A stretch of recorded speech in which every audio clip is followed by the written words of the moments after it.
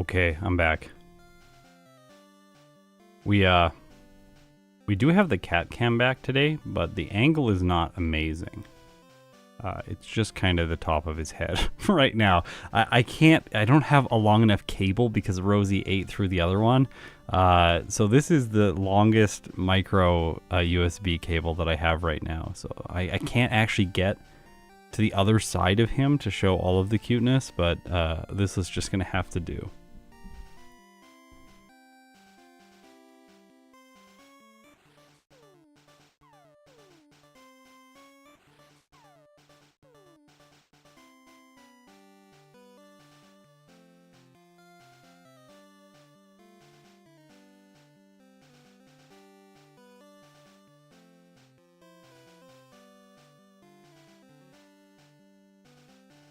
Okay.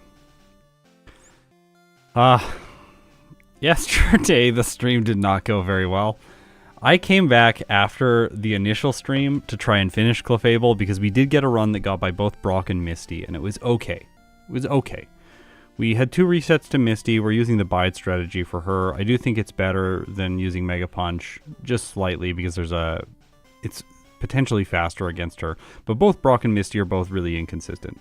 That said, I came back to try again, and then somehow I accidentally clicked Teach Ice Beam over Body Slam and lost my run after like 10 minutes of streaming. So this is officially the 3rd Clefable stream, and I'm just really hoping that we get a second playthrough result. By the way, Clefable was really good in the first playthrough. He got a time of 38 minutes and 19 seconds, which is just fantastic. In terms of tier list placement right now for Pokemon Red, that puts it ahead of Charizard, behind Blastoise in the S tier. So we're pushing for a really great result with Clefable, and as a result of that, we do need to take some risks in the early game. And those risks involve Metronome for Brock. So let's keep the gambling going. We are going to see if we can somehow today get a good Brock split and a good Misty split. Let the punishment continue.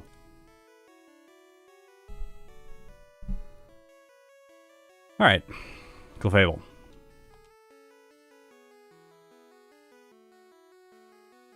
Is there any time when Metronome is desirable? Yeah, against Brock, but just against Brock. It's also technically the best option for the theoretical best time against the rival and the initial bug catcher as well. And some trainers on Route 3. But outside of those situations, it becomes really bad once we get Mega Punch. Like I could Metronome here. Yesterday we got Sonic Boom on this Squirtle, which feels really good because it one-shots. Squirtle has exactly 20 HP. But we want to play as reliably as possible because it's very unreliable to fight Brock. I spent like 2 hours yesterday just trying to get by Brock.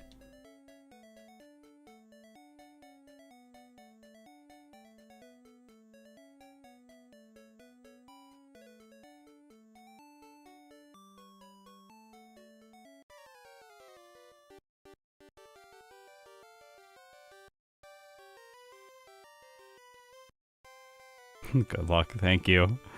I need it today. This is not a skill-based run. Clefable gets really easy once it clears Misty, though. Like, really easy.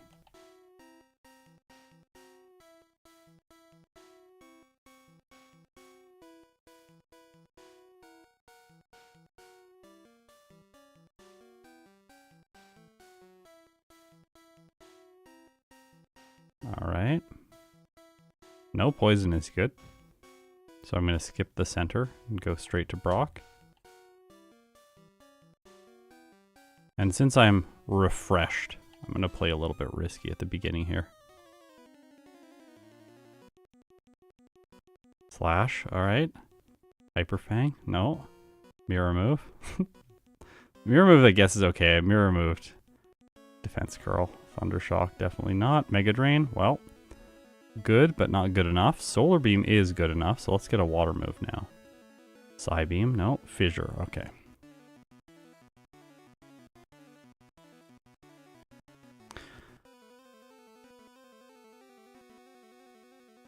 Okay. Still thinking about the whole missing arms thing. Yeah, look at the back sprite. It doesn't look like Clefable has arms. Hey Scott, heard yesterday that your voice was hurting you. Are you back on your meds? Yeah, I am back on my meds. But different meds. I'm trying different meds. I talked about it more in yesterday's stream, but my my mental health was just not doing good enough without the meds. And I was struggling to do my job, so gotta try going back on them. The problem is, on my meds, then my voice deteriorates, which also stops me from doing my job. So I'm hoping that the new meds feel a little bit better, but after the stream yesterday, I was definitely, like, my voice was definitely burnt.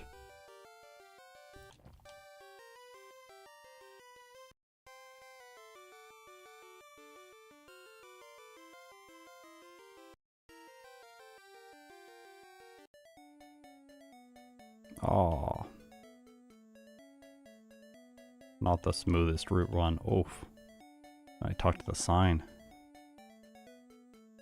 All of this doesn't matter though. We could first turn both of Brock's Pokemon.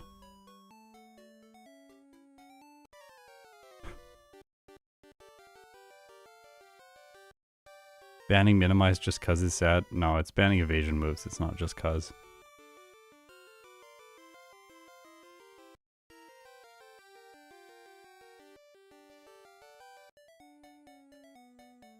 Also, Minimize kind of helps, but not really. Like, we can't badge boost with it in the early game, and we could potentially beat Brock with Double Slap and Struggle, but Metronome is still faster. So I think even in the optimal scenario where you do have access to Minimize, you're still going to use Metronome. Gosh, this is a bad bug catcher.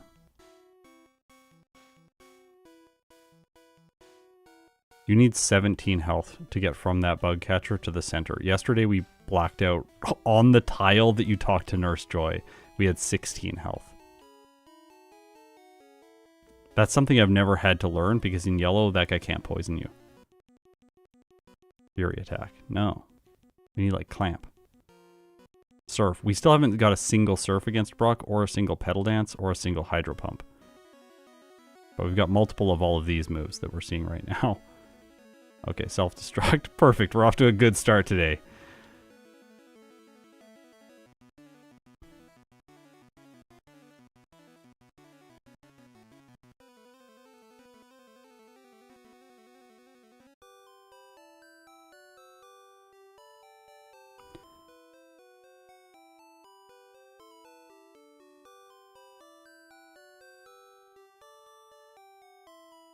I have not seen TCG Pocket. I don't think... Is that the mobile app? I'm not playing it.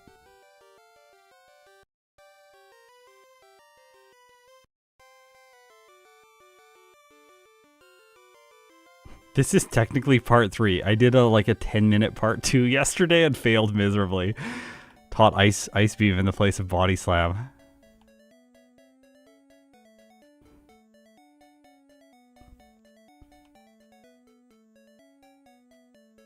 My goal was to stream something else today, like Goldeen or something like that, but Fable it is.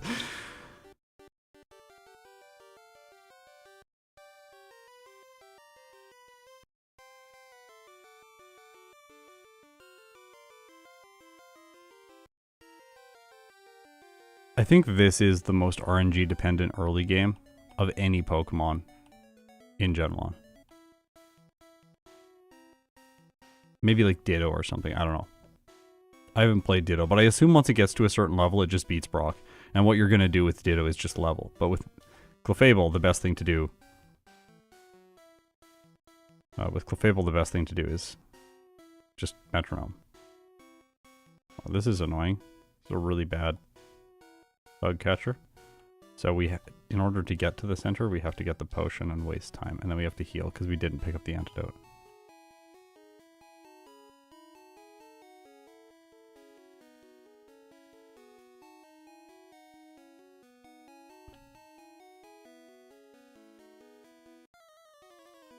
Okay. Surf. Let's go. No, Mega Kick. We'll need that later on, but not now. Reflect. And then a crit. Haha. Perfect. Razor Wind for the 3rd time. Fly for like the 15th time. We've got that move. Oh, Rage, we're dead. We're not Kangaskhan. By the way, 70 attempts. Just like yesterday, as I get more and more tired, I will begin saving in front of Brock and taking 1 reset. But yesterday, when we played the run, we had 2 resets and then we beat Brock. It was like very fast. But I feel like I'm going to be unsatisfied if I don't get a 0 reset Brock. Because Clefable's so good, and it already got such an amazing time in the first run. I gotta push for greatness.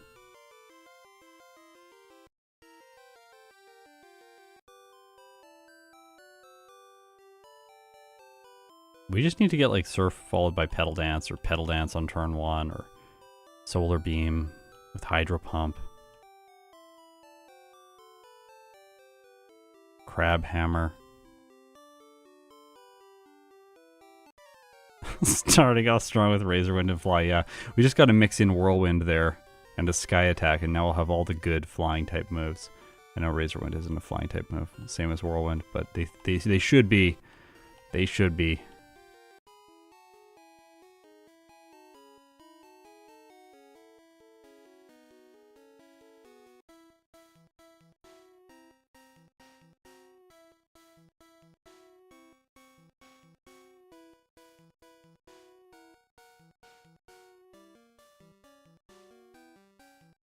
Nice double slap.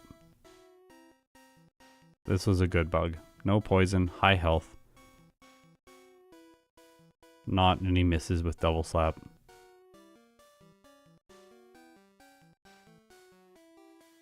Our best improvement over the first playthrough time yesterday was 1 minute and 10 seconds. Hyper Beam. Not great because I got to recharge. Rest. Oh, I fell asleep. Also not great. Withdraw. Mega Drain. But it missed. Wait.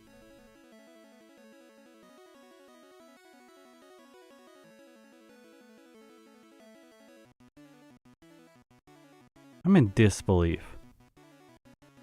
I am in absolute disbelief. That is the second Gen 1 miss we have had with Mega Drain trying to beat Brock. The second Gen 1 miss on Mega Drain. I can't believe that. I can't believe that. That's ridiculous.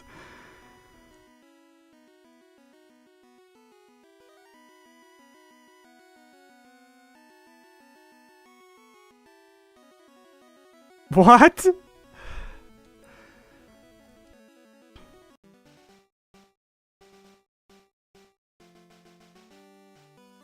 I can't believe that. Yeah, Mega Pain. Oh my gosh.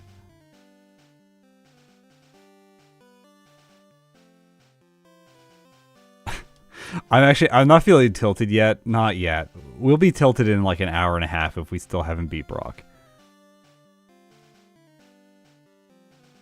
I tend to tilt more too when I'm playing badly rather than I'm getting bad luck. Like yesterday during the stream, I just got progressively more tired, not more tilted.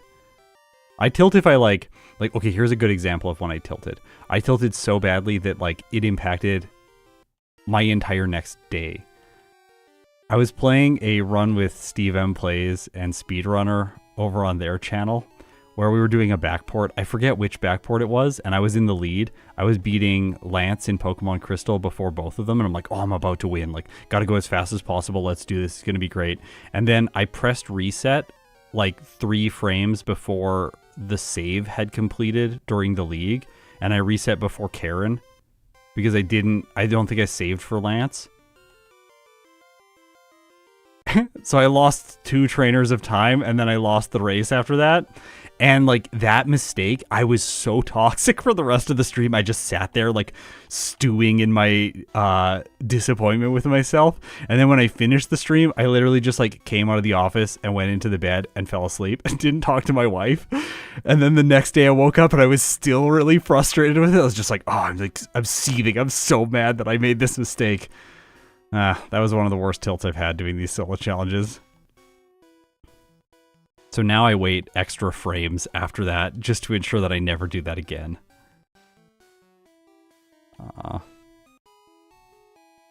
My overworlding is not great today.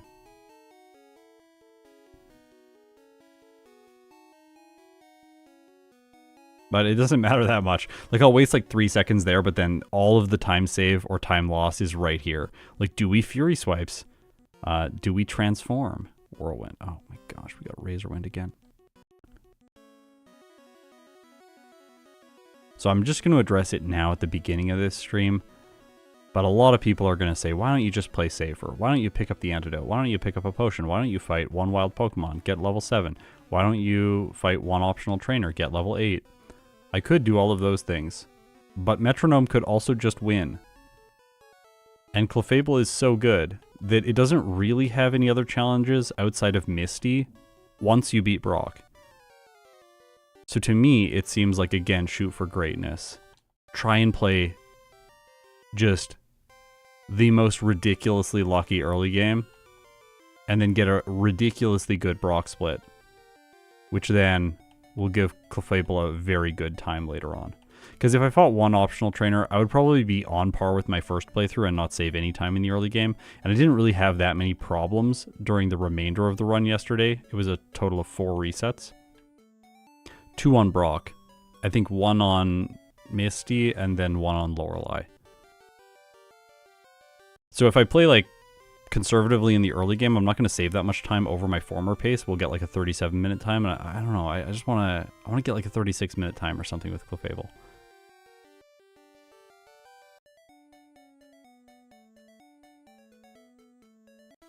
But I will finish a second run today no matter what. If I have to get safer, I will by the end of the stream.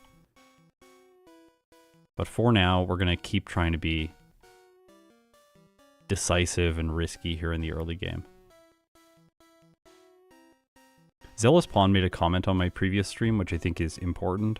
I talked a little bit about it, about the fact that Brock's two levels higher than he is in yellow version, making the Metronome only play in red much more difficult and risky than it is in yellow. But I think he mentioned another factor here. Oh, he paralyzed. That's cool. Surf. Yes. All right. Let's go. Let's go. This is it. Let's go. Splash. No, that's not. Super Fang. Okay, Super Fang's actually pretty good. We can get a bad move now, and it'll be okay. Solar Beam, yeah! Oh! Second best Brock split yet. 109 improvement over the first run. All right.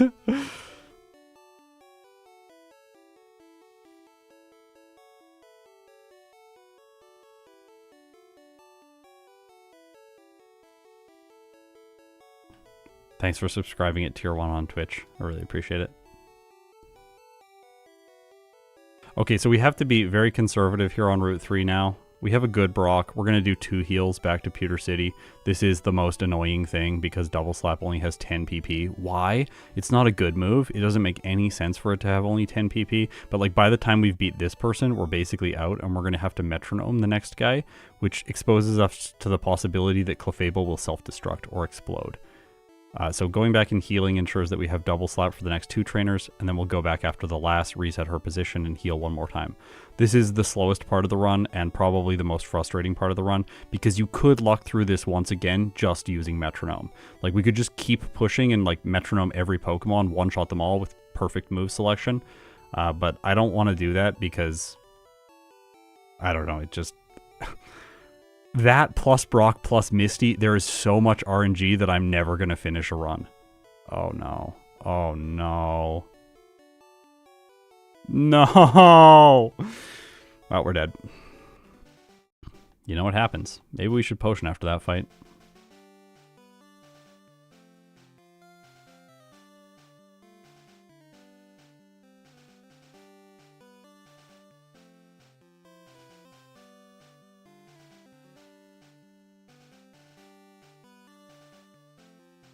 Can't you save after Brock? Yeah, but I'm not going to take a reset. You only save if you want the reset. Like, I'm not going to take a reset there. So, like, if I save after Brock, I'm not going to reset and, like, fight the bug catcher again. I'm not going to reset and, like, fight that lass again. I'm going to reset to Misty. I will accept 1 or, like, 2 resets on Misty because she's really brutal and we're using a risky strategy, which is Bide. But it's fast if it works out. So I'll reset to Misty, but I'm not going to reset to either Brock or any of the trainers on Route 3 at the current time. Again, like, maybe I'll play safer later on and I'll save before that person if my health is low. I think the safer play is not saving and just using one potion. You waste a tiny bit of time, but not as much as a save. Save is like 4 seconds. I think like the probably potioning for using the bag for a potion is going to be like what? 3? Maybe it'll be the same as a save. But a save means that you take the reset, and the reset costs way more time than just one potion. Reset's going to be like 15 seconds, at least. 15 seconds plus time that the battle took. Oh no. This is not a great bug. Last night was so sad, I know.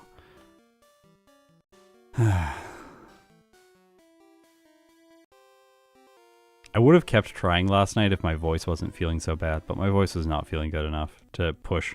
I thought I was just going to do like a quick 20-minute stream, finish off the run, and that would be it. Mimic is unacceptable. You just steal tackle or something like that, and then you lose.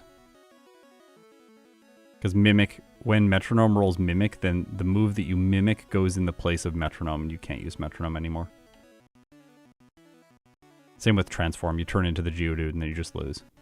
We could transform on Onyx and still win. We could win like we won with Mew. That would be kind of fun. I don't think we have transformed into Onyx yet, though. Mimic and Self-Destruct are the funniest ways to lose, yeah. Yesterday, we got a funny way to win, too. We had Amnesia into Blizzard, into Bubble, into Clamp. That's how we beat Brock. In the run that I then lost, teaching Ice Beam over Body Slam.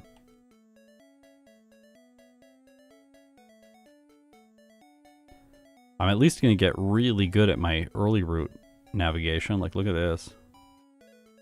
Oh, no. Oh my gosh, Churro is being so silly right now.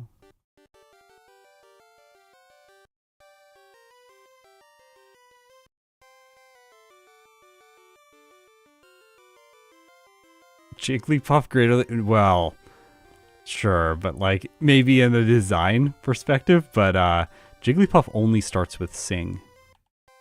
It doesn't have any damage dealing moves.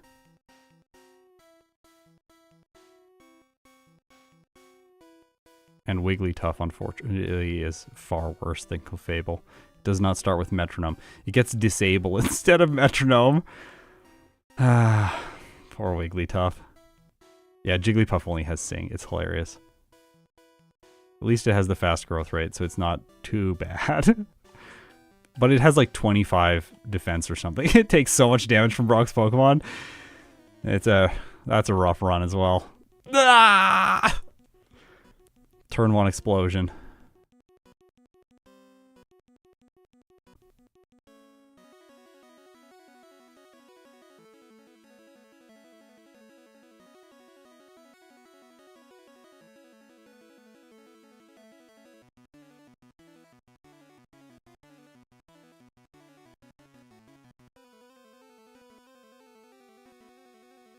Yeah, it would fit the bill. I agree.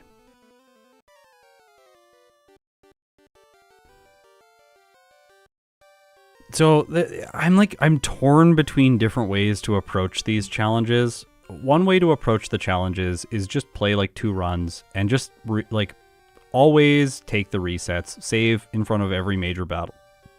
And then just like report the results. Be like, yeah, I had like 5 resets to Brock and 7 to Misty. And the time's not that great, but like this is about average because I played 2 runs and both of them were around like 38 to 40 minutes. That's about what we should get with Clefable. That's totally one way to report results from this. Then Pokemon that are more consistent will perform better than Pokemon that are inconsistent, like Clefable or the Fire types, for example. Or Electric types, but Electric types just perform badly no matter what. I don't know about in Red, they're going to do a lot better than they do in Yellow, though, because there's no Sand Slash. The Rhydon, again, is a bad Pokemon. It's not a good ground type. So that's one way to do it. The other way to do it is what I'm doing now, which is push for the best possible strategy. So take your time, figure out like the optimal strategy, even if it's risky, then push for the risky result and get a time that feels really, really, really strong, like the best possible result for the Pokemon. I don't know. Like, I like in my videos to just talk about both scenarios.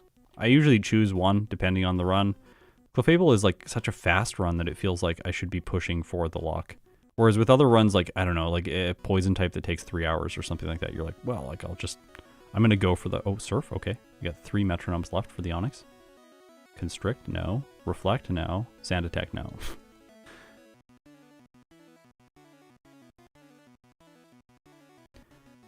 So if it's like a really long run, it's going to be so painful just repeating a section of the game over and over again.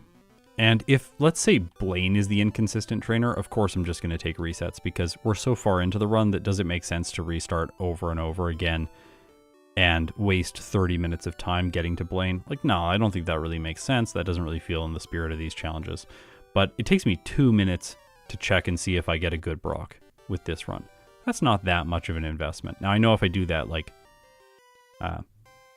20, 30 times, then it starts becoming a very significant time investment, as we have seen here on stream.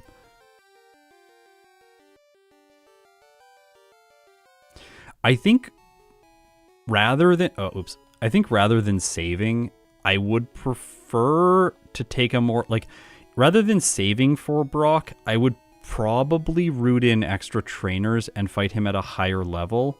Like maybe level 10, so that I'm over damage running thresholds. So moves like Vine Whip and Bubble will potentially one-shot his Pokemon. I would prefer to do that as a conservative play rather than just resetting to him like 5 times at minimum battles. It seems like you either do the risky play, minimum battles, no saves, or maybe 1 reset, or you do the consistent play and just level up and then try and get through him on no resets as well. Is it possible to double slap through the Onix? We have to heal if we do that.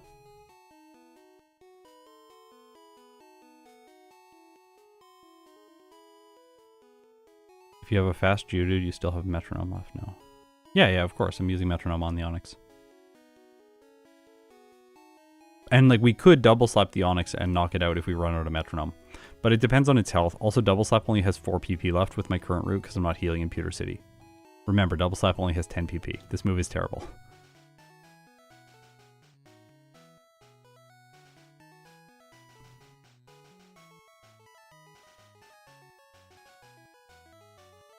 We're trying to beat Brock still, yeah. Yeah, so we only have 4 uses of double slap, which means in the perfect scenario, we will do 20 points of damage to the Onix. And it does a decent amount of damage to us because we're really squishy at our low level. Ah, yeah.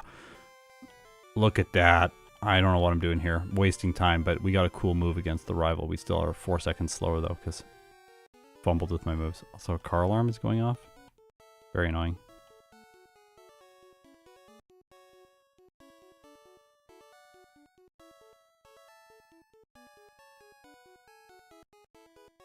More like 12 damage with 4 double subs. Yes, that's what it feels like.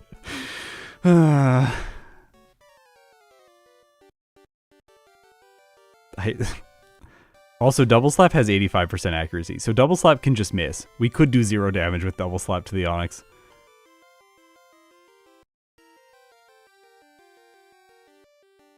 I hate double slap. This move is so bad. Mega Punch is significantly better.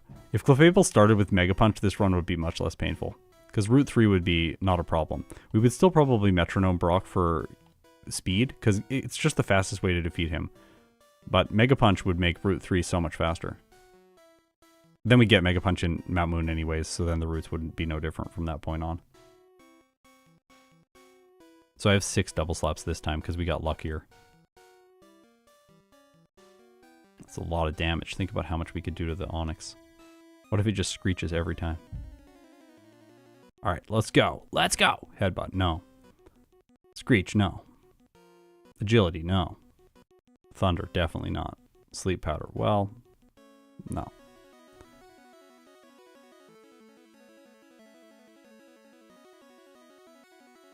No, I'm not leveling up more. No, I refuse.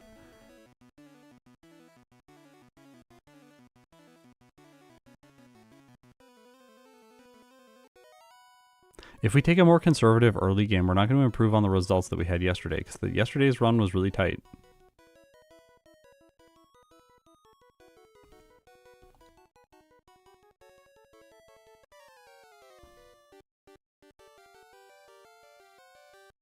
Is Metronome my least favorite attack?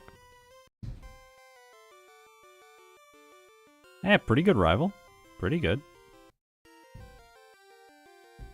Not the one-turn rival that I had yesterday, though. Sonic Boom was the best. That just one-shot the Squirtle. I really want to roll Thunder on it once. I think that would be fun. Also, can we get the third Gen 1 miss on Mega Drain? That would be amazing. If that happens, all of this was worth it.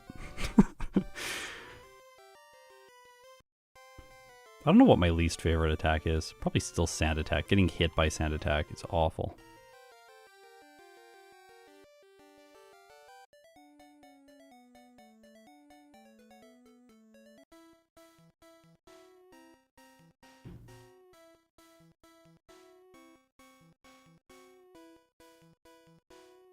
The other thing is, like, if I level up a couple more times, it won't necessarily make Brock easier because we can still just, like, self-destruct or something like that. There's still ways to lose to Brock even if we do level up. So leveling up is not necessarily more consistent. Like, theoretically it is, because we will have more health, more defense, and that'll just make things a little bit easier against Brock. But it doesn't necessarily give us what we're looking for. So, like, if we went for, like, a fully consistent strategy, we'd have to level up to the point that, like, Double Slap would be able to beat Brock. That seems ridiculous. No, definitely not Transform. That's not the run.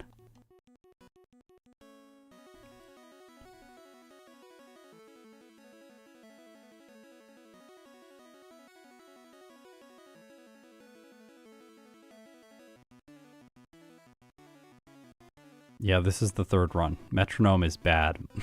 That's what we're struggling with. Clefable is really good, but it has to get through the early game. The early game is brutal. Let's go! Wow.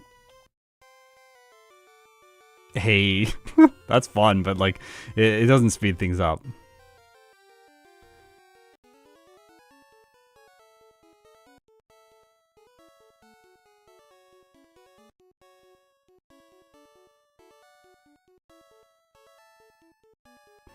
We still haven't rolled a single Petal Dance against Brock. I just want to emphasize that.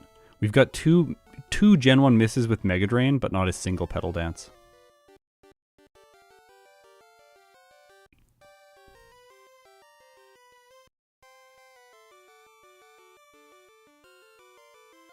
So my intention with these red version streams is I'm going to make a giant red version video, which is like, I beat red version 300 times with every single Pokemon to rank them accurately or something like that, right? I'm going to make that big video. It'll come out sometime probably late 2026, maybe 2027. It's going to be a while. But my idea is to make that video, and this will be just part of the fun story then. We had to spend 3 streams trying to beat Brock with Clefable. It was ridiculous.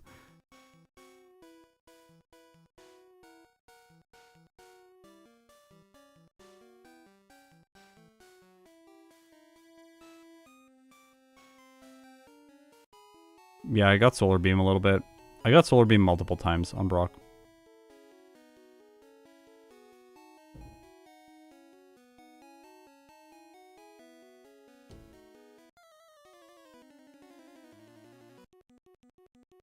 Yes. Yes! Yeah! Yeah, get wrecked, Brock.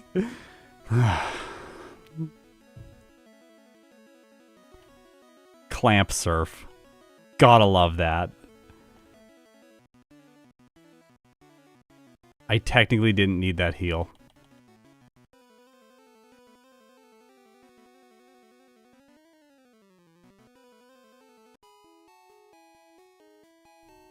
So that was a 2-turn Brock. We're not faster. Like, we didn't set a PB on Brock, though, because I had to heal after getting poisoned on the bug catcher, so the stuff before Brock was not very efficient, but Brock himself was really good.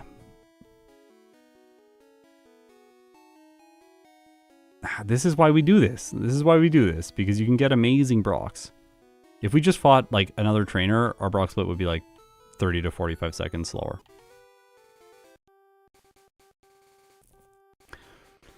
Let's go.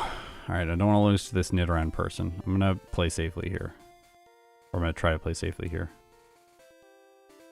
Oh no. We might have to Metronome.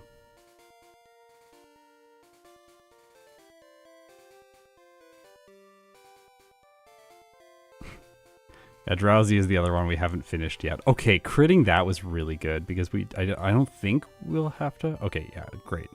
One use of double slap left. Churro, please. Please don't mess this up for me. He's walking in front of the screen. I couldn't see what was happening for a second.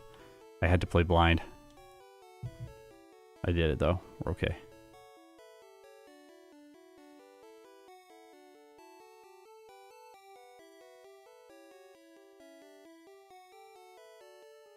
Okay, we did it. We got through Route 3 and Brock. Okay, there's only one more hurdle left in the early game, and that's Misty. How bad is she gonna be? Let's find out. Okay, yesterday I had more... Oh my gosh. I had more success with the Paris when I was using Sing. Wow. Not today, apparently. We're still fine. Now, I'm not going to use the escape rope to escape Mount Moon like I did yesterday. That was a mistake. I was in the first run as well.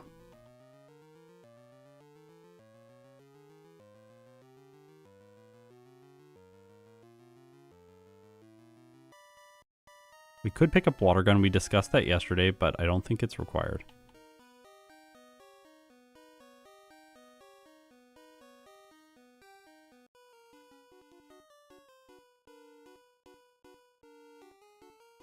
Let's go.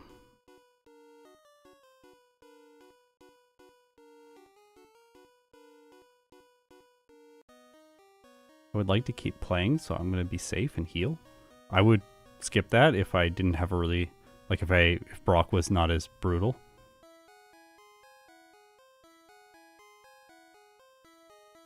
What calamity? Metronome. That's the calamity. I think we got to run now, though. As long as Misty doesn't... Why did I have one blackout? Something's wrong there. I'll pause right before Misty.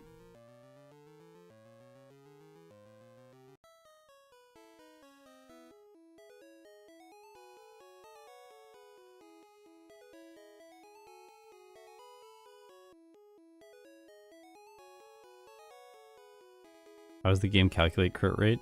With base speed. A good Goldeen trainer. Okay, I'm just gonna pause here and get rid of the blackout. I don't know why it showed up. Weird. The game uses base speed, so like for low crit rate moves, I believe it takes base speed, divides it by 2, floors the result, then divides that by 256, and that's your crit rate.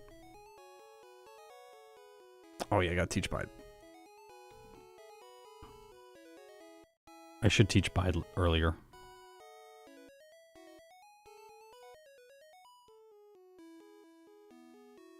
Okay, Misty. So we Mega Punch the Staryu, and then we Bide the Starmie, and we just pray that it doesn't Bubble Beam all the time. Okay, that was bad.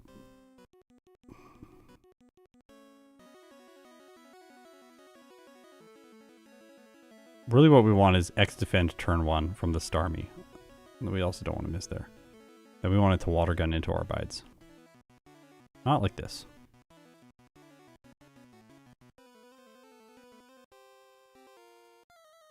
Well, I think the run's dead. This is what happens. Clefable.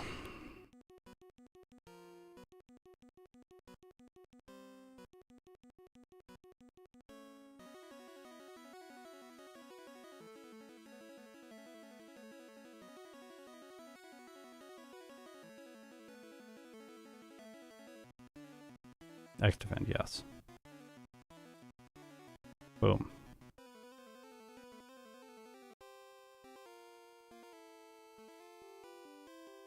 Fine. Fine.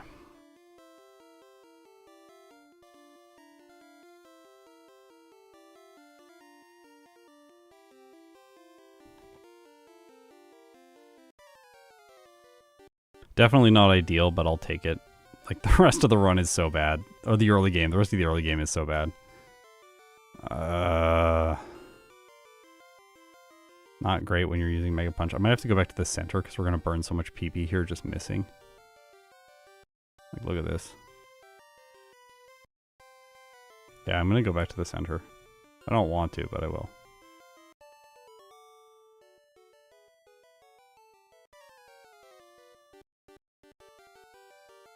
Wouldn't beating the rival first give you some better ranges defensively against Army? Yeah.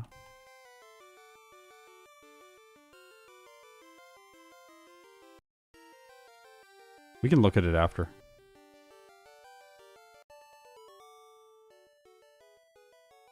The problem is if we 3-shot the Pidgeotto at the lower level before fighting Misty, and then it sand attacks us into oblivion, and then we lose that fight. And like losing to sand attack is much worse than losing to Misty with Bide, because Misty, losing to her with Bide is very fast, but losing to a sand attack is like you miss like 15 times in a row and then you lose and it takes a minute.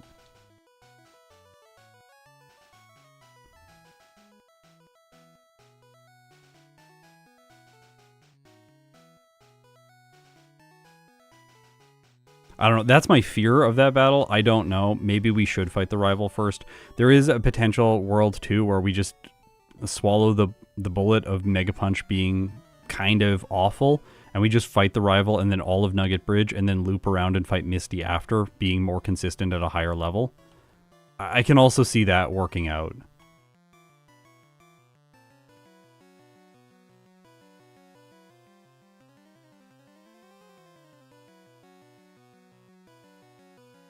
I do think that like theoretically the fast play is just like you win Misty and Brock first attempt, you fight them as soon as possible.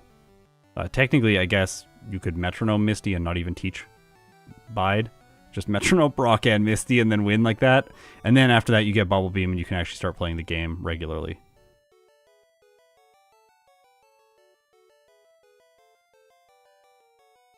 Two crits there, cool.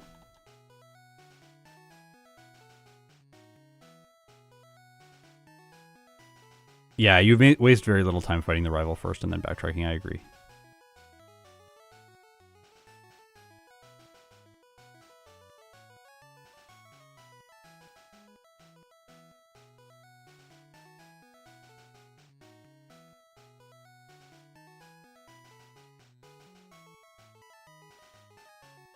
Yeah, Fort Escape. Rope.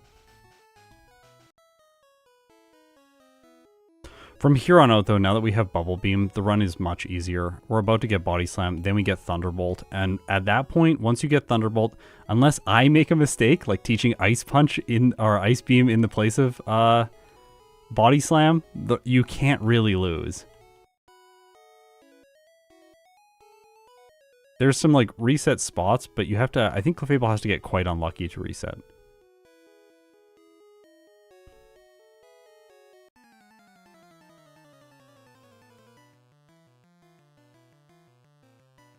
Dig would be okay, but I'm okay with Dig not being on Clefable. It's not a great physical attacker. Yeah, I'm going to reorder the moveset before the Fly House this time. I refuse to make that mistake again.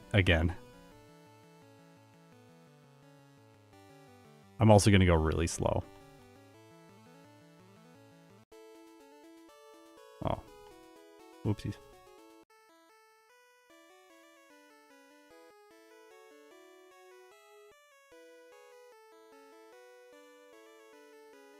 Annoying.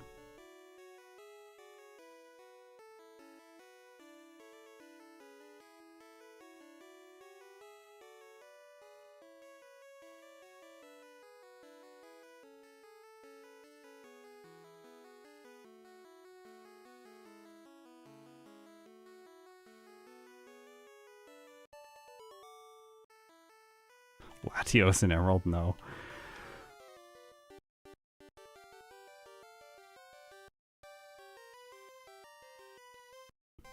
Body Slam improves the range against that Pidgeotto, meaning it's less likely to use Sand Attack on you. Smash Math yesterday did mention potentially not teaching Body Slam and then using just Mega Punch for this battle, which allows you to only open the inventory once right before you cut the tree to go into Surge's building. But I think because it improves the damage range against the Pidgeotto, it makes sense to teach Body Slam earlier and just take the small time hit. Again, like, we need to preserve the run that we have now once you get by Brock and Misty. Like, maximum risk until they're finished. Then, from there, let's preserve what we have.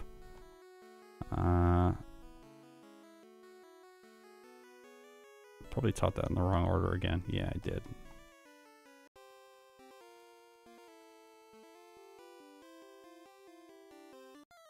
What would you say is the most surprisingly bad Pokemon in a speedrun? Oh my gosh. There's like a bunch that I'm like, people think this is a really good Pokemon, and then it's not. Latios is really bad in Emerald, because it can't get by the trainer at the beginning of the game.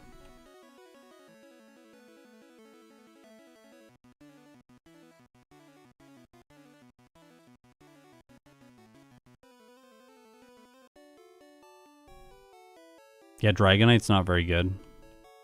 You think it's a pseudo-legendary, it has really good diversity of moves, but it's not really that strong.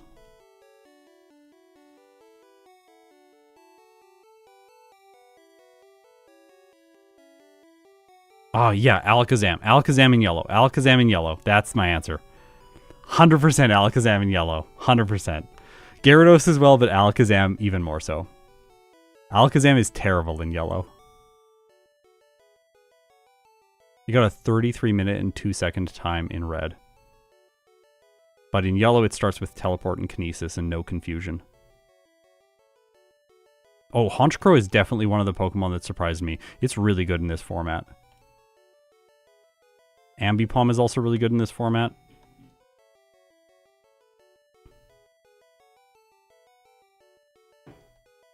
Oh, I like Thunderbolt in the third slot so that you can alternate between Thunderbolt and Bubble Beam quickly on that trainer. This is an advantage of teaching Body Slam over Mega Punch and not unlearning the moves the way I did this time. Oh, Poliwhirl is another really good speedrunning Pokemon. Yeah, in Gen 1 and 2 it's really good. Better than Poliwrath.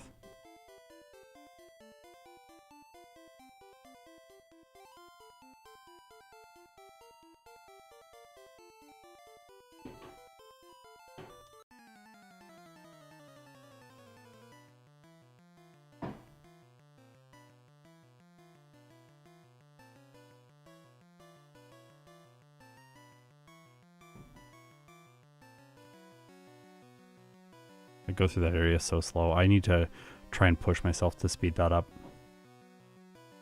Like, I can just memorize the route a little bit better and then...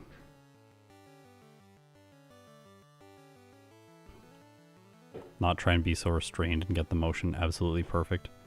It doesn't need to be perfect, I just need to perfectly avoid the trainers. Seal was only frustrating though because of my insistence on consistency back in those days. Like, I really held myself to different standards than I do today. Yeah, I did pick up the Max Ether. It's a Max Ether also. I love how you don't know which item it is. It goes to show how much you pick it up. Out of my way. If it was a Max Elixir, it actually might be worth it more. I think that's the only thing to sell, yeah. Okay. I need to remember Mega Kick here.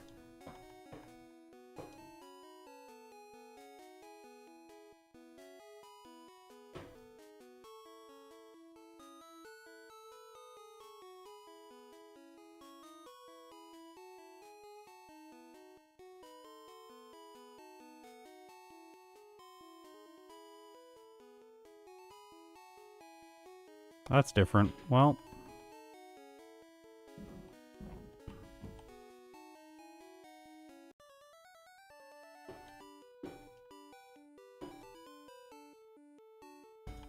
You could keep sing until here and then sing this.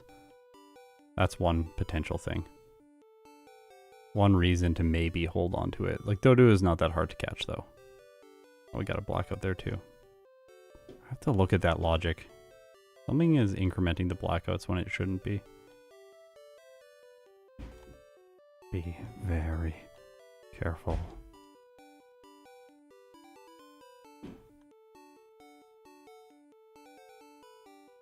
This is the most overly cautious teaching I've ever done.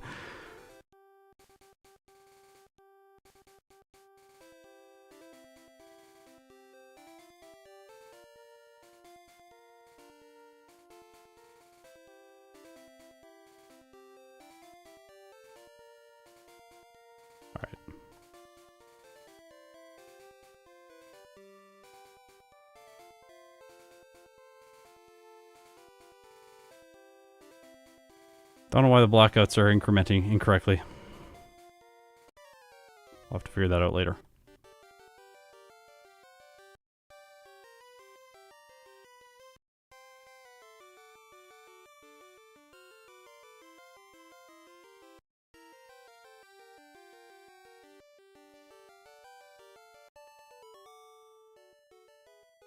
Great. Scott on in the background while cooking. Oh! Nice. Hopefully you're making something awesome.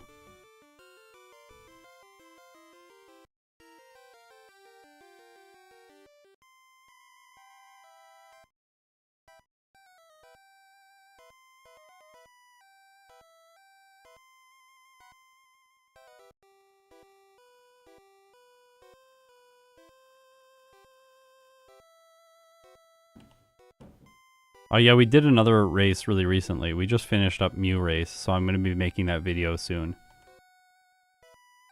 I was in like, when was it? March?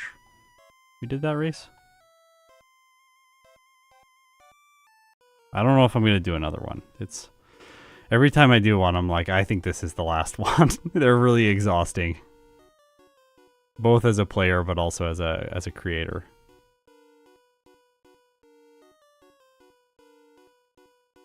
Are there any points? Yeah, we're not outspeeding the Alakazam.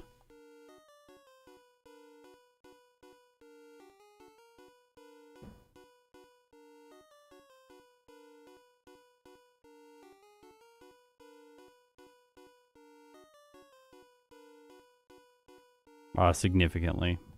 We're like 133 speed at the end and it has 156. There's no way we'll outspeed it.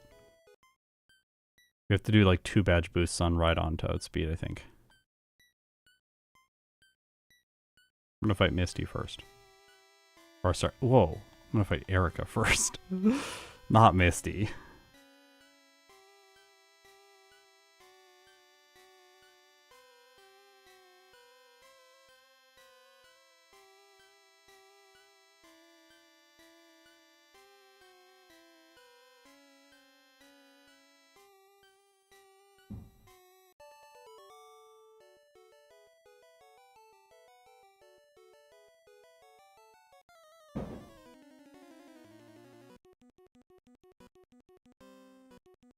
Oh, it wastes my time with Wrap. Luckily only 2 turns.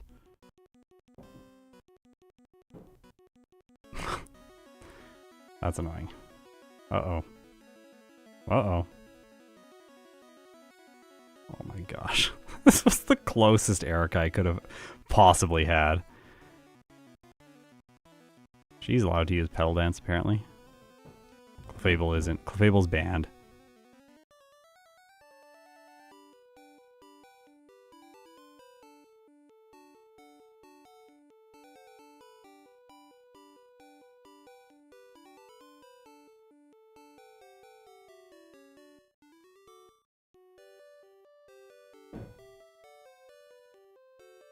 Blaine's definitely the crazy uncle. I don't know about Surge. The dad that works too hard or something? I don't know. But gets no results? Ah, oh, gosh, Surge. Bad trainer.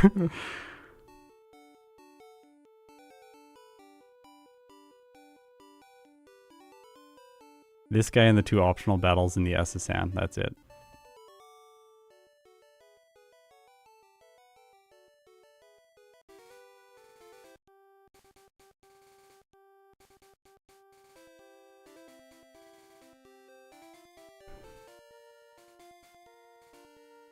These are not guaranteed. Or maybe they are if I fight Erica first. That seemed pretty good.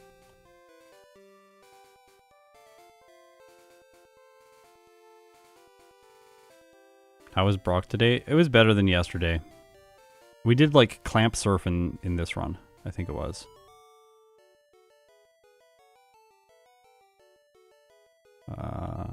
Just to get this out of my bag. Also, we don't one-shot the wheezing and it can self-destruct. But if we do Erica first, we will survive the sludge from the muck if we don't crit it. Well, we crit it. We were supposed to 2-hit. But we'll survive the sludge followed by the self-destruct provided they don't critical hit. But he just dropped the ball completely.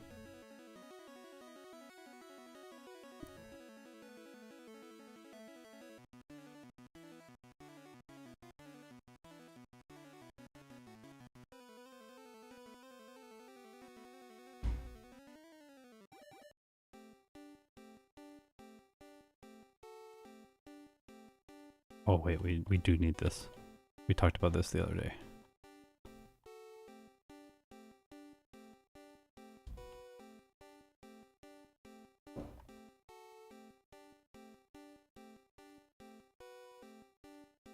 Not amazing Safari Zone execution. It's okay.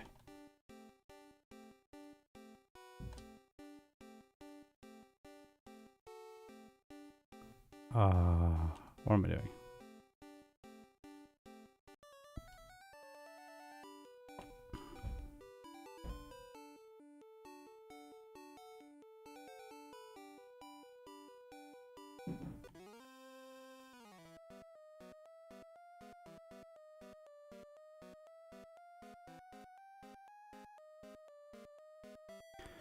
We're gonna go and get the candy from the top floor after we beat Giovanni.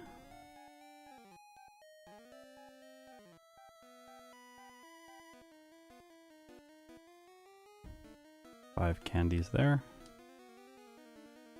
We're just doing them now so I don't forget them.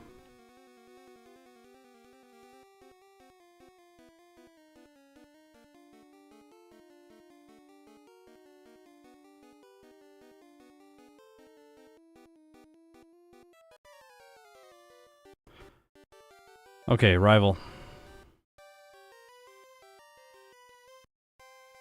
Quick attack.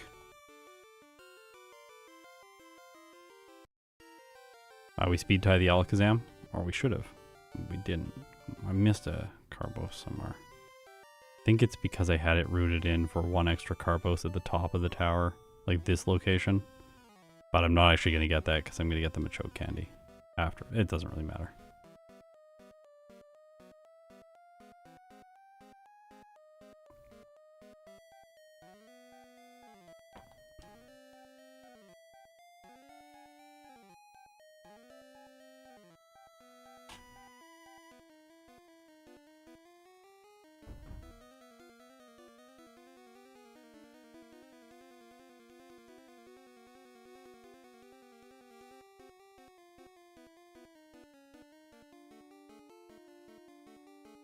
I love seeing his Nidoqueen, which is his ace, just use Tail Whip.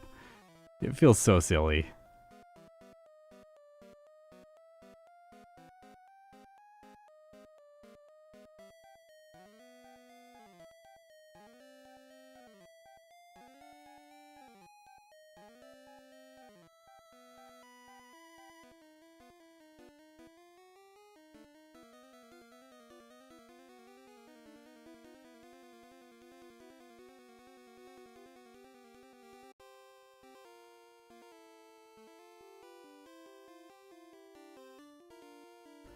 Sabrina.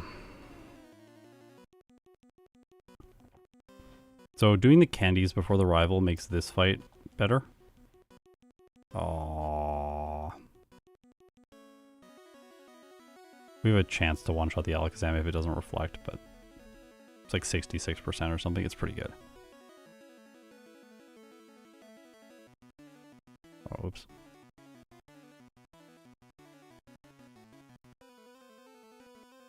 I did not miss the vitamin buy. The vitamin buy did not work out because my money is slightly lower.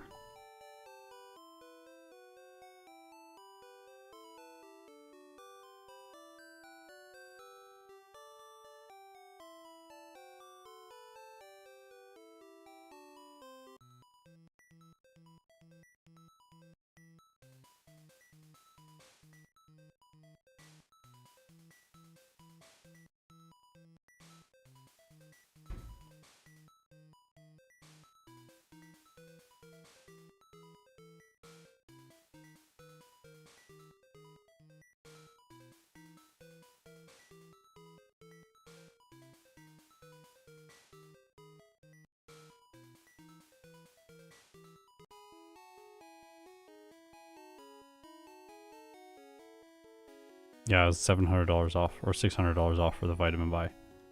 We couldn't get 2 in. Yeah.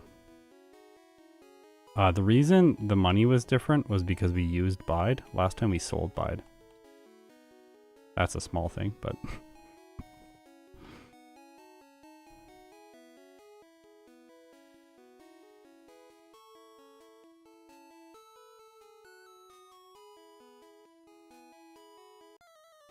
No, we're not using Blizzard. Ice Beam is fine.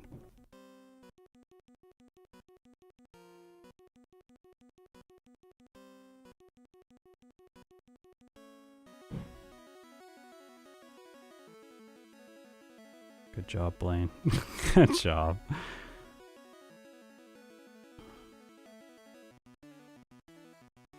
Oops.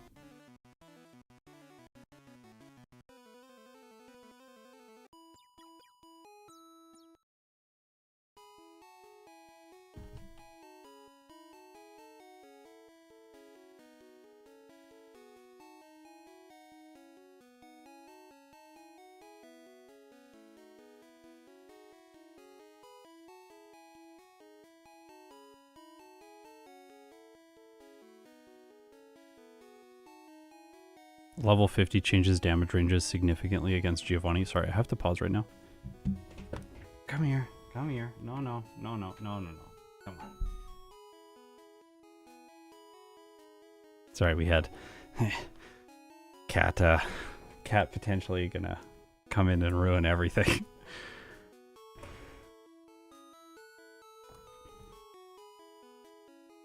That was Momo. Churro has left. My wife is cleaning the litter boxes right now, so he's really interested in that.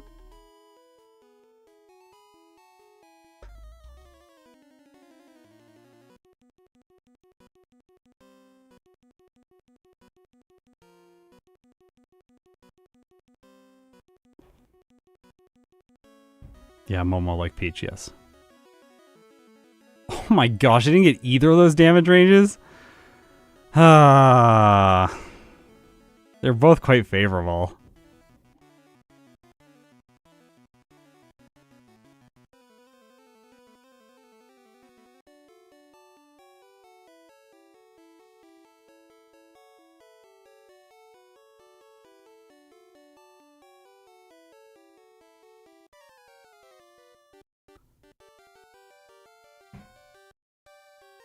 Rival.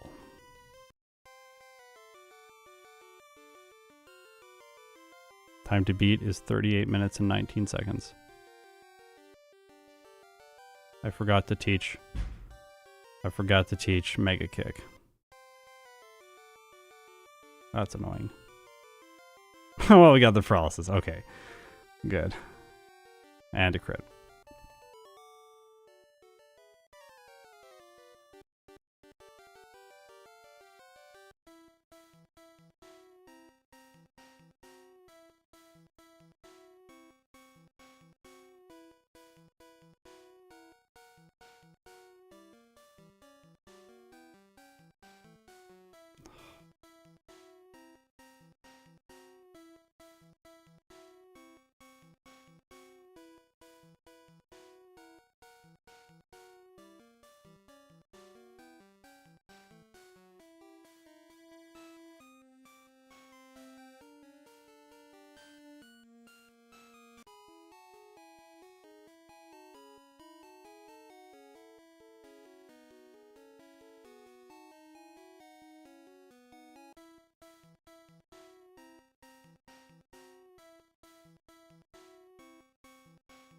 At least I noticed that.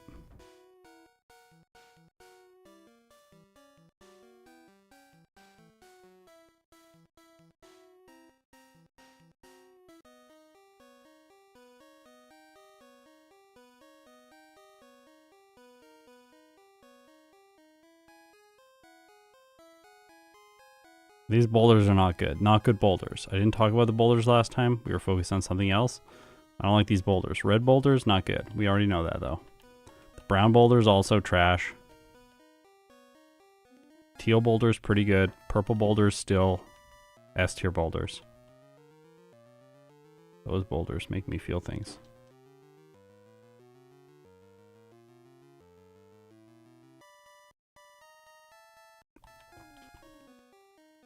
We're gonna have to do a run with a purple Pokemon just so that we can get the beautiful boulders back.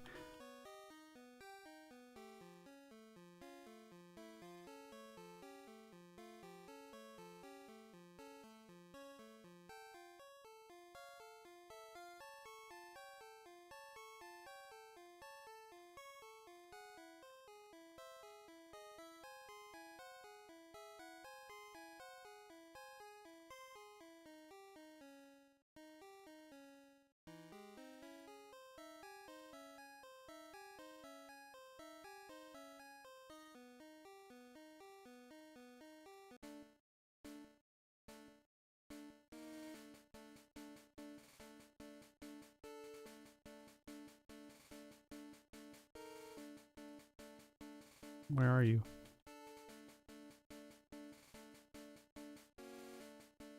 Okay, 5 candies. I guess I'm not teaching Mega Kick. I clicked on her already. Mega Kick improves the damage range against Jinx. We're gonna 2-shot the Jinx, unless we crit, with Body Slam.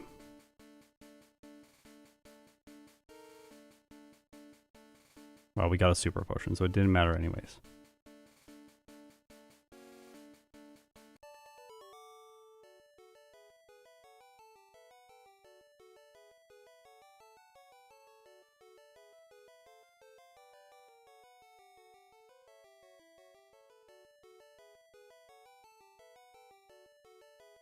Is he gonna do it again? Is he gonna do it?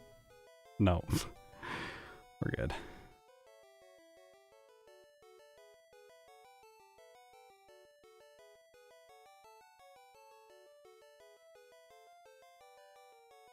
Alright, this fight's a little bit sketchy. This is probably the sketchiest late game fight for Clefable. Because of stuff like this. Like, this is just so annoying. Oh, wow. Wow!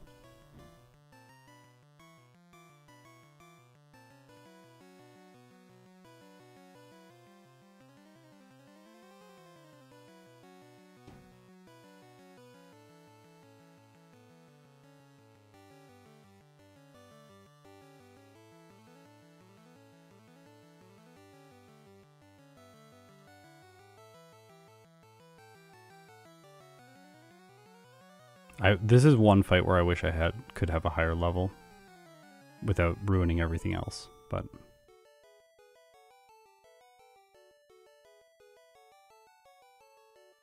like Gengar chose to both waste our time and to knock us out.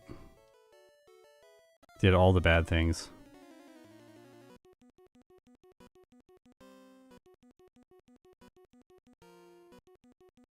No, calcium won't help the damage ranges there enough. We need just a higher level, or we need to just luck. Well, this is bad. This is the worst possible lands, I think.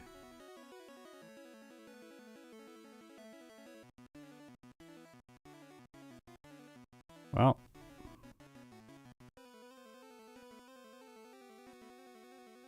What a story.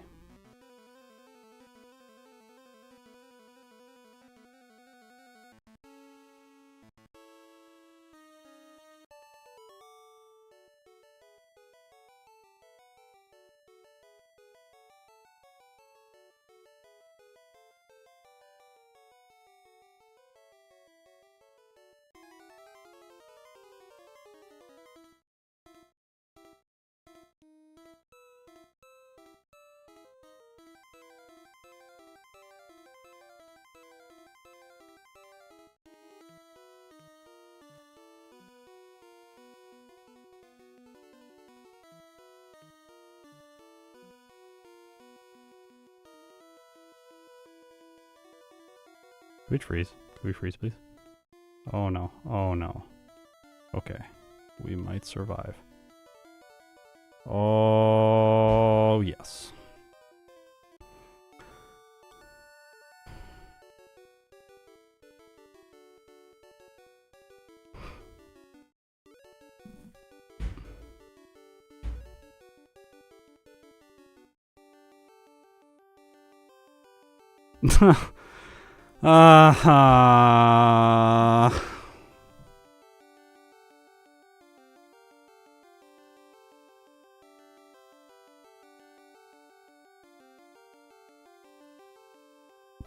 Okay, final time with Clefable, 37 minutes, 48 seconds. Churro wants to share my disappointment.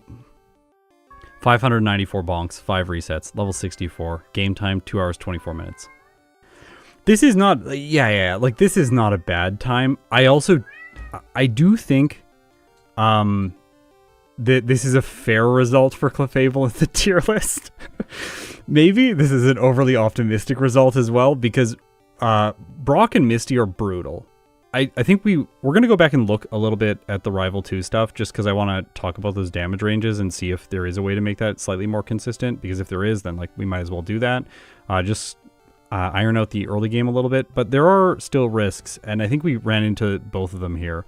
Like Lance, the Aerodactyl does move first, so it can crit with Hyper Beam, it can Supersonic. We got really unlucky there and lost once to Lance, which gave up like 20 seconds, 22 seconds, as you can see, between the Agatha split and the Lance split. We also lost like 20 some seconds, 30 seconds between the Hiker and Agatha. That's disappointing. We can definitely do Rival 2 before Misty, definitely, but I don't know how much that would really improve Misty. We're going to find out now. Let's look at it. Alright, so we have Misty here, but we can do Rival 2 before the Junior Trainer.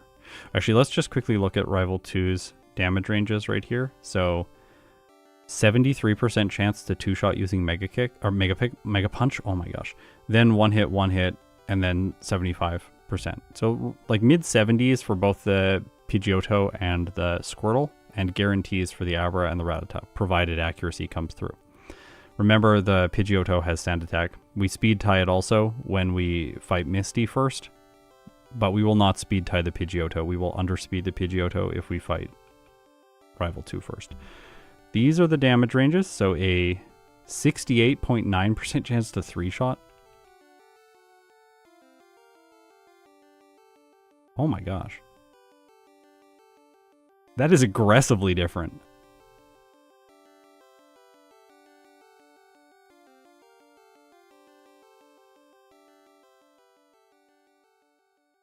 I know that the percent chance comes from the missed chance of Mega Punch. I know that. That's why I said it the way I did.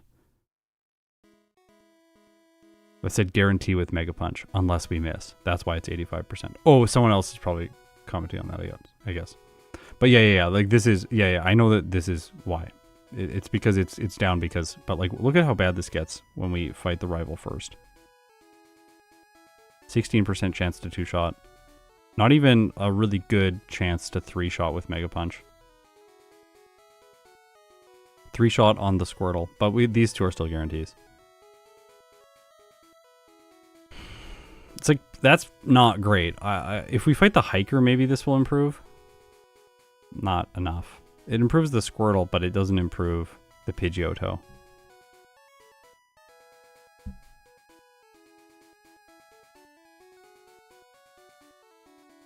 The 3-hit KO is not all accuracy, no, because when you level up, it changes to a 2-hit KO.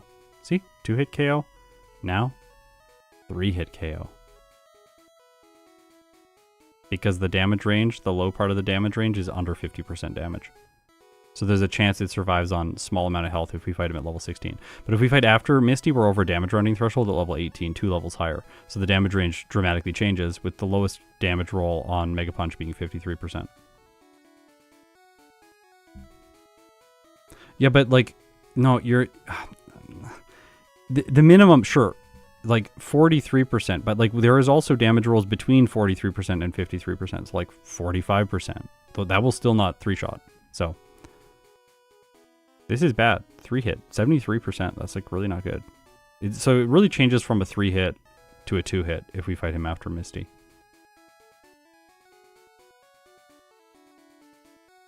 We tried using the candies for Misty early in the run, and it made no difference to the level that we fight the rival at in Sylph. We basically use 2 candies early on, and then they have no impact on the rest of the run. They only help locally here. It's very weird.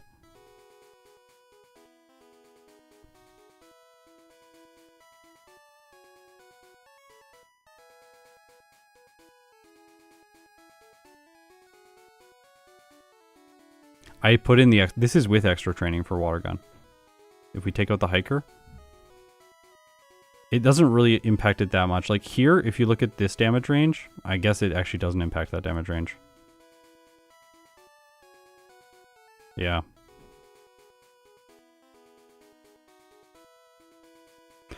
Like we could... if we fight the hiker, we're level 16, so we could use 2 rare candies and then fight the rival at level 18. But we have to burn both of the rare candies early on to get the damage range here. And then we can fight Misty later.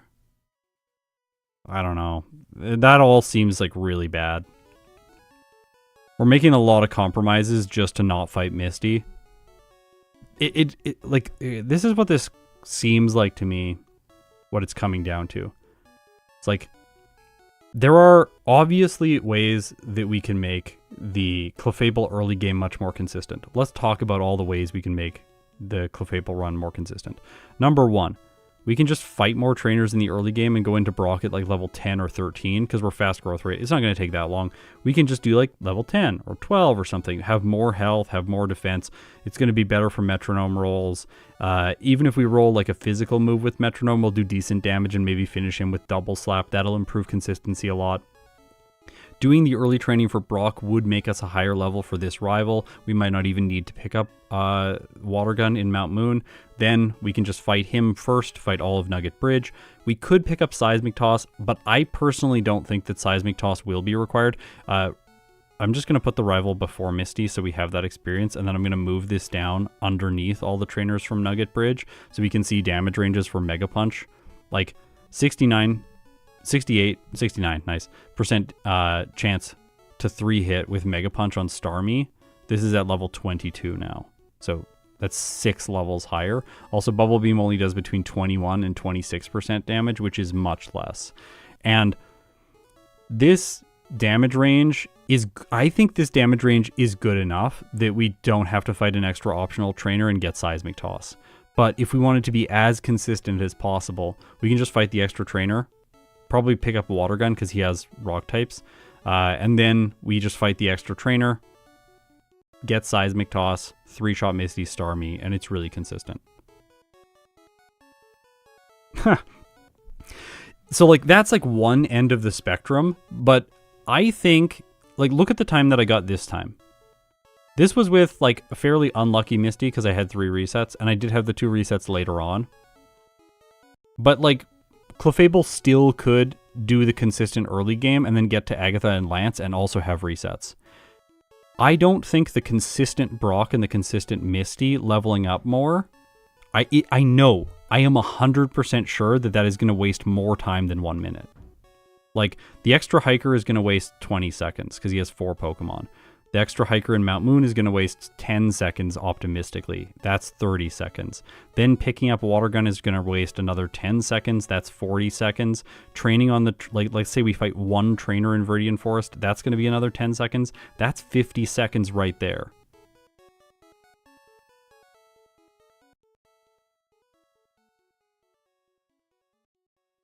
So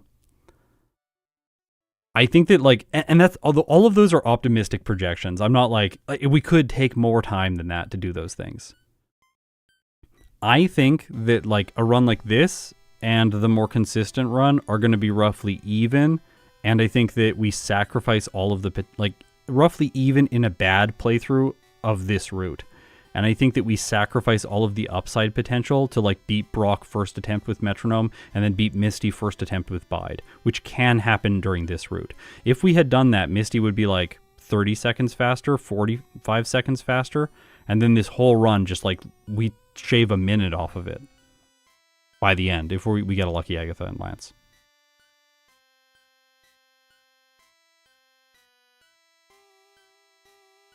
And Brendan, what you're saying there is interesting. Like, does getting consistency from Misty help shave turns off later on? Like, maybe we're a higher level for Erica and we can, like, save 1 or 2 turns there.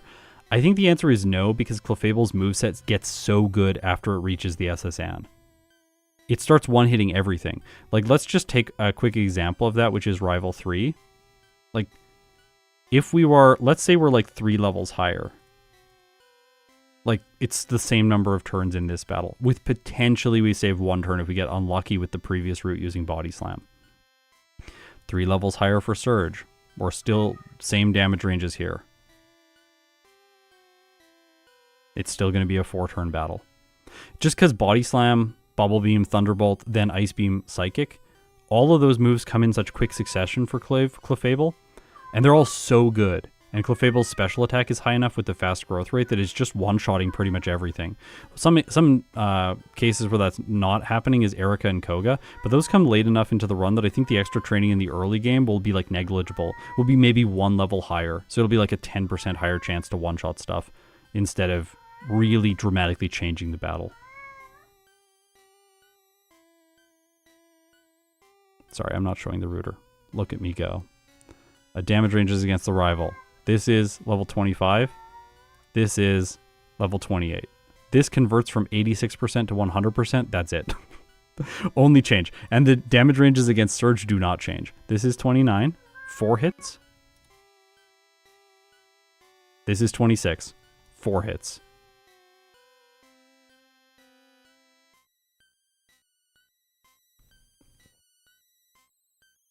Like, honestly,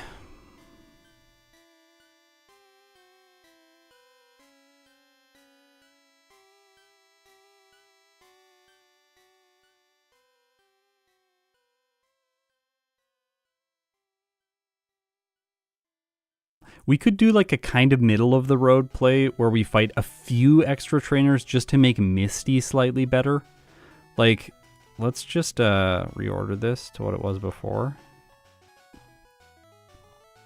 Okay, so this is Mount Moon. I'm going to take the Hiker out for now. I'm just going to look at Misty damage ranges at level 18 with candies. So it does help because we get better Mega Punch damage ranges, but I want to look at Bubble Beam's damage. 37 to 45%, and then with 2 candies, it's not always going to be a 3-hit. So like two levels for Misty does really change this fight, especially if we're running Bide. It does make it more consistent.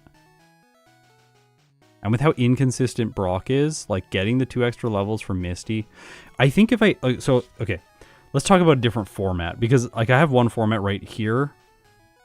Is Mimic an option at all? No, not really. We already have good enough moves. We don't need anything better.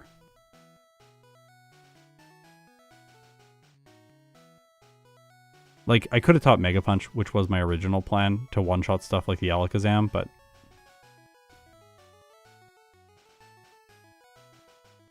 still watching the VOD from yesterday. Yeah, good luck. I know it's brutal. I think that we could potentially level a little bit more for Misty just to make her consistent. This is sacrificing the upside potential of beating Misty first time with Bide and going for a like, well, we beat Brock, we don't have any resets to Misty, and we want to put in a little bit of time.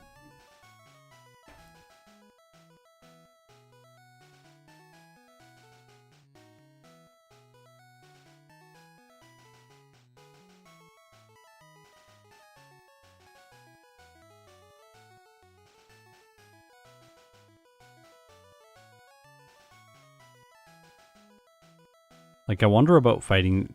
Well, we have 2 candies here. This should be level 17. Yeah. Even if we could get level up into the Starmie. I don't want to fight. See, like, the other trainer that I was like, maybe we should fight them is the bug catcher on Route 3 to get a little bit more experience, who technically can be mandatory, but like, I don't want to double slap that fight or have to use Metronome there. So maybe we fight the other Rocket inside of Mount Moon. What is he? He's like Rocket 3 or something? Yeah, this guy. Like, if we fight him, do we get level 18 for Misty? We get level 18 for the Starmie, which gives us a 50% chance to 3-hit with Mega Punch. And it takes Bubble Beam's damage down to 30 to 36. That's fighting the Hiker, the Water Gun guy, and the Rocket. I wonder if this changes damage ranges against the rival. We put him before. 63% chance to 2-shot the Pidgeotto. That's 2 optional trainers. We improve the damage range against Pidgeotto. Then we could potentially do Nugget Bridge first, fight Misty after.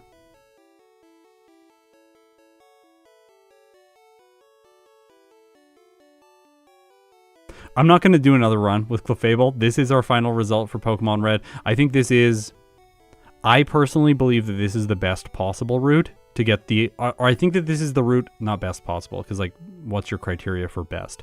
But I think that, we don't really need Bubble Beam for Nugget Bridge. We can get Water Gun and then knock out the rock types with that and then just Mega Punch everything else. The damage ranges with Mega Punch are like not that much worse than Bubble Beam in most cases. I think that we can, like, for example, this Bug Catcher Bubble Beam is better, but like the last Mega Punch is better. Youngster, we could just Mega Punch everything. Last, Mega Punch is already better. Mega Punch. Mega Punch.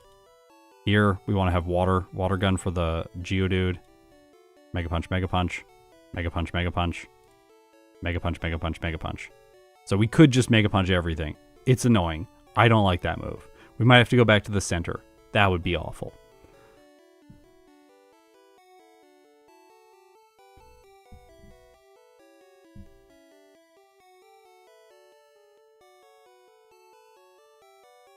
Oh, we went through the damage ranges for doing Nugget Bridge first, and they're just bad against the Pidgeotto. We have a 3-hit on it and the Squirtle, which makes the fight against the rival much sketchier. It's essentially like, do we think the rival fight is sketchier than Misty overall? If Misty is sketchier than the rival, then we should definitely do the rival first. But if the rival is sketchier than Misty, then we should do Misty first. And when we're evaluating those two battles, which one incurs the most risk? So, does resetting to the rival waste significantly more time and come at a higher probability chance of happening than resetting to Misty? Because, like, I think with Misty, we waste less time resetting. It's much faster. It's just bide. She only has 2 Pokemon. It's really fast. We know if we've lost, we just reset. Whereas with the rival, we could get by the Pidgeotto with Sand Attack and then miss a bunch and then just lose. And then we waste like a minute and the run's dead. And if we fight Misty first, there's upside potential. We could beat her first attempt and get a ridiculously good run. And like, that's the thing is like, I don't think Clefable becomes consistent enough by investing time to make the investment of time worth sacrificing the potential that Clefable has if it runs risky strategies.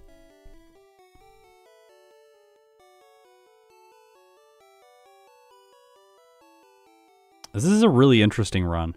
It's really interesting theory. I don't think there's anything else kind of like this in red version, at least. So 37-48.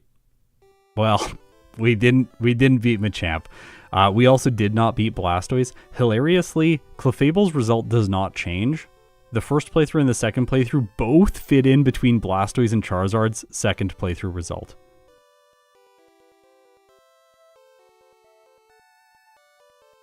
So I did all this work, and Clefable still just goes in the same spot. It's probably going to beat out some other Pokemon, though, that eventually will get ranked in the S tier, but... Also, I do think that Pokemon like this, like Clefable, will be moved down to the A tier eventually when we fill out this list. Because times like 33 minutes are really not the same as times like 38 minutes. I remember when I was playing Red, and I thought Charizard's 38-minute time was outstandingly good. Wow. Stuff has changed. We're like getting a 37-minute time with Clefable and just like, oh, it's so bad. Like we reset to Agatha and Lance and 3 times on Misty. We're all, I can tell, just a little bit disappointed with what Clefable has had to resort to. Like,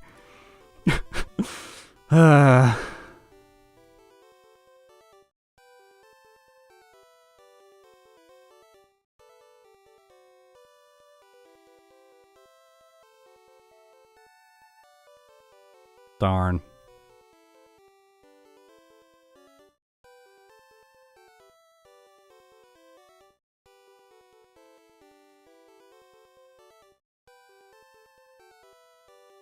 I don't think that Blizzard really changes any damage ranges that are important to change. So, look at Lance. Like, the damage ranges here are already very good. So, like, if we teach Blizzard, we lower the chance that we knock out the Dragonairs and the Dragonite by 10%, because there's the chance to miss. But we raise the chance that we knock out the Aerodactyl by 20%. But 70% with Ice Beam on Aerodactyl is already pretty good. We also have upside for a crit or a freeze. So, like, the crit percentage is included in here, but the freeze percentage is not.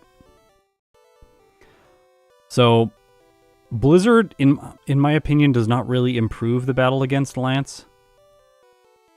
Against Agatha, Psychic is still going to do more damage than Blizzard.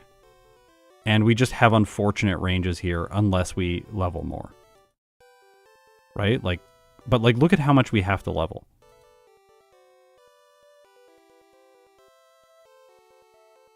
Oh my gosh. To meaningfully change the Gengar... When does the Gengar start being... Okay, Gengar starts being a one-hit at level 75. 15 levels higher. That's unrealistic. It's just unrealistic. We could do, like, more consistent Golbat at level 64 or 65 with slightly more consistent Haunter, but again, like, 5 more levels for that, I don't think it's worth it. And then if we look at the champion battle with Blizzard, we are probably going to improve the damage range on the Executor.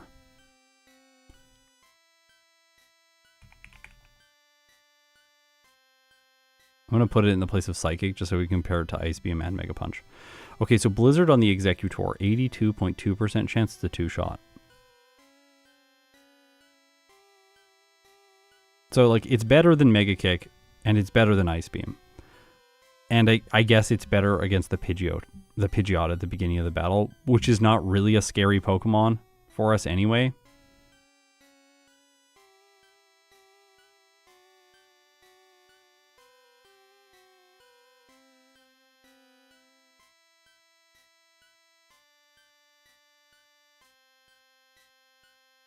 Yeah.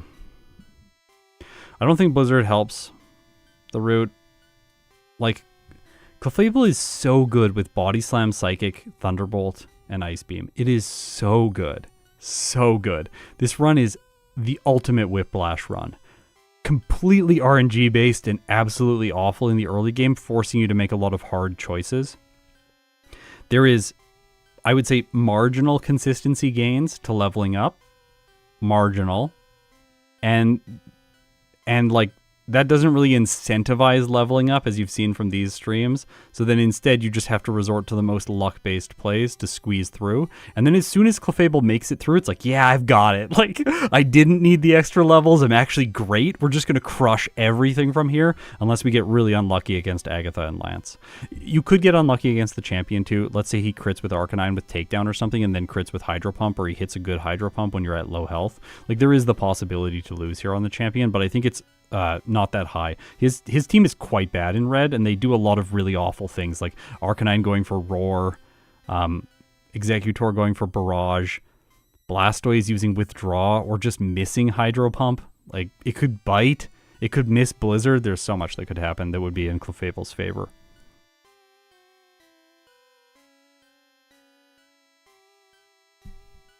Okay, so Clefable earns itself a placement between Blastoise and Charizard. Second last spot in the S tier. It's still a really good Pokemon, but this is definitely in the definitely of the Pokemon in the S tier. This is the worst. Like, the worst to play from a quality of life perspective.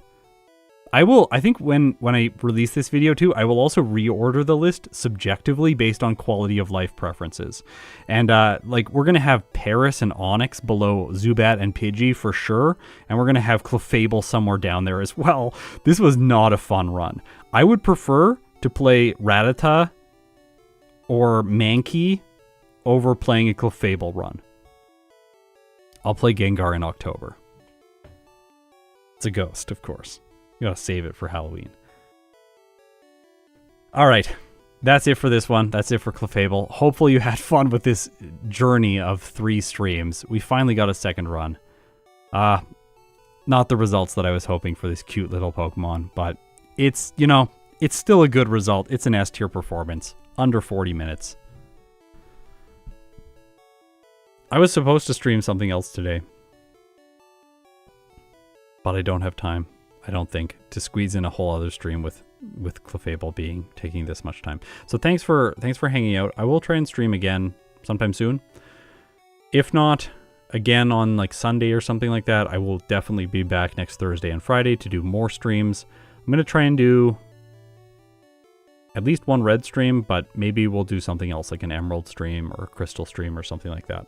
Let me know in the comments what you want to see, and I will see you soon. Tomorrow, there is going to be a video, and then on Monday, there is also hopefully going to be a video, provided some sponsorship stuff gets approved. Maybe that'll be Tuesday if we don't get approval soon enough. So Saturday and Monday, videos. Polyrath on Saturday and Fire Red, and then Zangoose and Seviper early next week. Thanks so much. Oh my gosh, I'm falling apart at the end. Thanks so much for watching. If you made it this far, you're incredible. I'll see you next time.